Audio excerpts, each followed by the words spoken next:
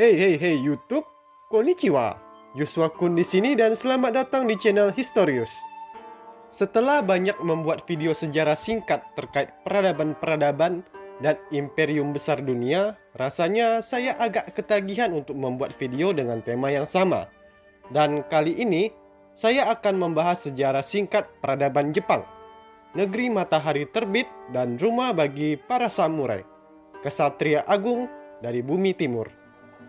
Ya, walaupun negara ini sekarang dipenuhi oleh wibu-wibu berbau bawang, ya serta orang-orang dengan kelainan seksual yang tinggi, but you know lah. Baiklah, tanpa basa-basi, mari kita mulai. Sebelum Jepang dihuni oleh gerombolan wibu-wibu bau serta turunan-turunannya, Jepang prasejarah adalah rumah bagi penduduk pemburu peramu yang oleh sejarawan disebut orang Jomon. Orang-orang Jomon hidup ribuan tahun di kepulauan Jepang dengan damai. Dan salah satu kekhasan orang Jomon adalah hasil kerajinan gerabah mereka yang mempunyai pola tali atau gulungan di sekeliling gerabah mereka. Kehidupan terus berlanjut hingga datangnya orang-orang Yayoi dari semenanjung Korea. Berbeda dengan orang Jomon yang hanya berburu dan meramu, orang Yayoi hidup menetap dan bercocok tanam. Dengan teknik bercocok tanam serta peralatan besi, mereka mendirikan pemukiman-pemukiman yang kelak berkembang menjadi kota-kota pertama di Jepang. Dan dari kota-kota ini pula terbentuk kerajaan-kerajaan awal di kepulauan ini. Suatu hal yang unik di mana pada era Yayoi ini, Jepang dalam catatan sejarah Cina era dinasti Han dinamai sebagai negeri Wa, yang secara harafiah berarti kerdil atau pendek. Dari kerajaan-kerajaan yang berdiri di Jepang, kerajaan Yamato menjadi yang terkuat dan menyatukan kerajaan-kerajaan lainnya. Jepang sekarang menjadi negara yang bersatu di bawah pemerintahan Raja Yamato. Pada masa ini pula, gelar kaisar mulai digunakan oleh para monarki dari dinasti Yamato, mengadopsi gelar dan sistem yang serupa dari Kaisar Cina. Periode Kofun terkenal dengan peninggalan bangunan makam piramida lubang kunci yang diperuntukkan bagi keluarga kaisar dan kaum elit kerajaan. Selanjutnya beralih ke zaman Asuka. Nama zaman ini, yakni Asuka, diambil dari nama ibu kota baru kekaisaran. Agama Buddha masuk dan disebarkan ke Jepang melalui kerajaan Baekje Korea.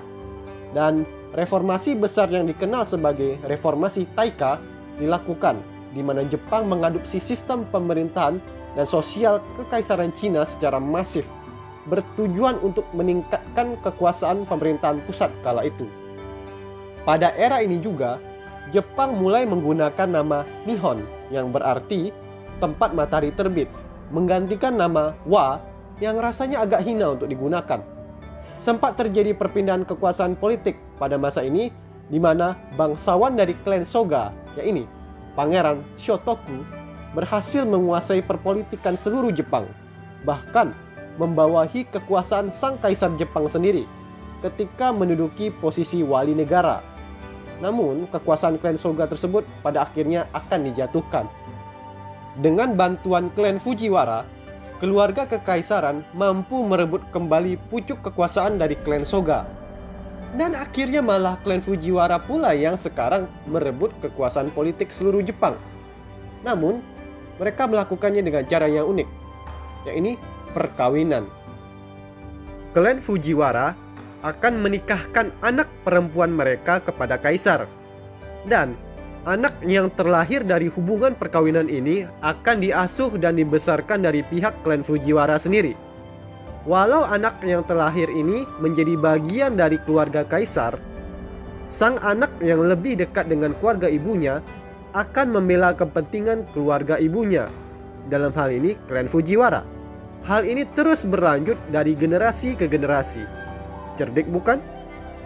Selanjutnya kita berlanjut ke periode Nara.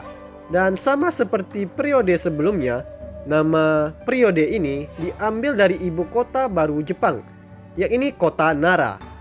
Dan ya guys, Jepang sangat sering memindahkan ibu kotanya, jadi ya lu paham sendirilah. Periode ini ditandai dengan berkembangnya pengaruh agama Buddha di Jepang, di mana banyak sekali kuil Buddha serta pagoda yang dibangun.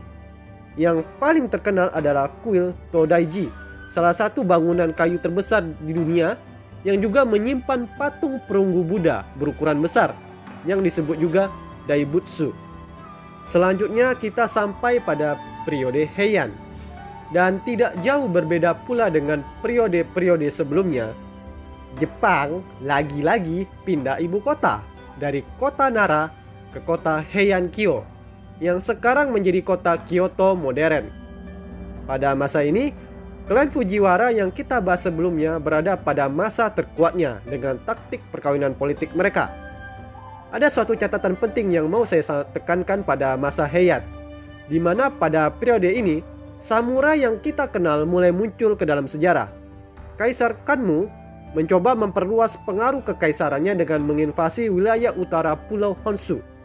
Wilayah ini masih ditempati oleh masyarakat berburu meramu biadab yang dikenal sebagai orang-orang emisi.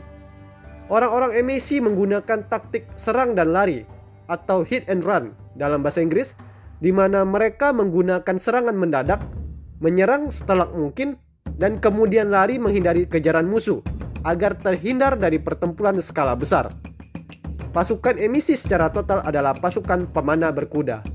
Pasukan Jepang saat itu tidak mampu untuk merespon atau melawan balik pasukan emisi dengan taktik hit and run mereka.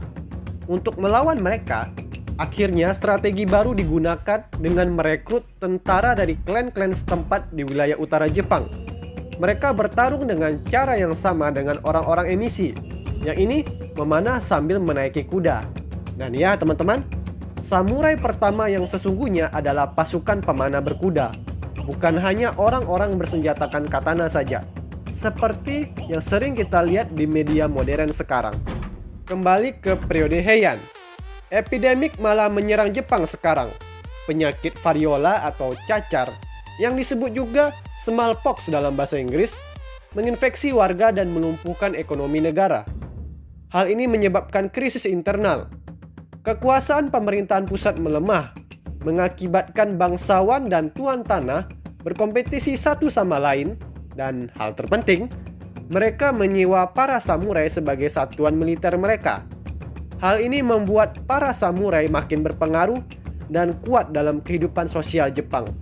Hingga pada akhirnya muncul dua klan samurai kuat yang mendominasi Jepang, yaitu klan Minamoto dan klan Taira. Dan ya, perihal klan Fujiwara, mereka sudah tidak berdaya lagi karena melemahnya otoritas pemerintahan pusat membuat pengaruh mereka tak berarti lagi. Klan Minamoto dan klan Taira pada akhirnya saling berperang, berkompetisi untuk menguasai seluruh Jepang. 3 kali perang antara dua klan besar ini terjadi, hingga akhirnya pada perang ketiga, yang dikenal juga sebagai Perang Genpei, berhasil dimenangkan oleh pihak klan Minamoto. Pemimpin klan Minamoto, yaitu Minamoto no Yoritomo, menguasai seluruh Jepang, membentuk sistem pemerintahan yang disebut Bakufu, dan mengambil gelar Shogun. Shogun secara de facto memerintah seluruh Jepang sebagai diktator militer turun-temurun. Namun, Shogun tetap memerintah atas nama Kaisar Jepang. Di bawah Shogun terdapat daimyo, gelar setingkat gubernur yang mengatur sebuah provinsi. Dan para daimyo ini pun memperkerjakan samurai sebagai tentara dan juga administrator di wilayah provinsi mereka. Kaisar Jepang tetap tinggal di Kyoto, namun Shogun memerintah di kota Kamakura. Dan dari nama kota inilah periode Kamakura diambil. Di periode Kamakura inilah Kublai Khan dari dinasti Yuan melancarkan invasi ke Jepang, 2 kali malahan. Namun dengan perlawanan para samurai serta badai taufan dahsyat yang disebut juga kamikaze, Jepang berhasil bertahan. Periode Kamakura berakhir ketika Kaisar Go-Daigo berhasil menumbangkan kekuasaan Shogun dalam peristiwa yang kita kenal sebagai restorasi Kenmu. Namun sayang, hal ini hanya bertahan sementara, di mana Ashikaga Takauji dengan dukungan para samurai malah menumbangkan kembali pengaruh Kaisar Go-Daigo dan mendirikan keshogunannya sendiri. Selanjutnya kita beralih ke periode Muromachi atau Keshogunan Ashikaga. Keshogunan Ashikaga pun pada akhirnya mengalami krisis suksesi kepemimpinan yang memicu sebuah perang singkat yang disebut Perang Onin, yang mengakibatkan melemahnya otoritas shogun dan memicu sebuah era baru yang disebut Sengoku Jidai, atau disebut juga periode perang antar negara. Para daimyo sekarang berperang satu sama lain untuk menguasai seluruh Jepang. Ini merupakan salah satu atau mungkin periode yang paling terkenal dalam sejarah Jepang, di mana samurai mempunyai peranan penting dalam sejarah negara ini. Dari masa perang dan kekacauan ini, muncul seorang daimyo dari provinsi Owari bernama Oda Nobunaga yang mampu mempersatukan banyak wilayah. Dengan inovasinya dan keterbukaannya dengan teknologi Eropa waktu itu, ia mampu mengalahkan daimyo-daimyo lainnya. Namun tak disangka, Oda Nobunaga dikhianati oleh jenderalnya sendiri, yakni Akechi Mitsuhide dalam peristiwa insiden Honnoji. Nobunaga Oda tewas terbunuh, dan kampanye militernya dilanjutkan oleh salah satu jenderalnya yang cerdik, Toyotomi Hideyoshi. Toyotomi akhirnya mampu menguasai seluruh Jepang dan mempersatukannya setelah sekian lama saling berperang. Kemudian Hideyoshi melancarkan invasi ke Korea yang kita kenal sekarang sebagai Perang Imjin. Dan ya guys, negara Wibu pernah melancarkan invasi ke negara K-pop.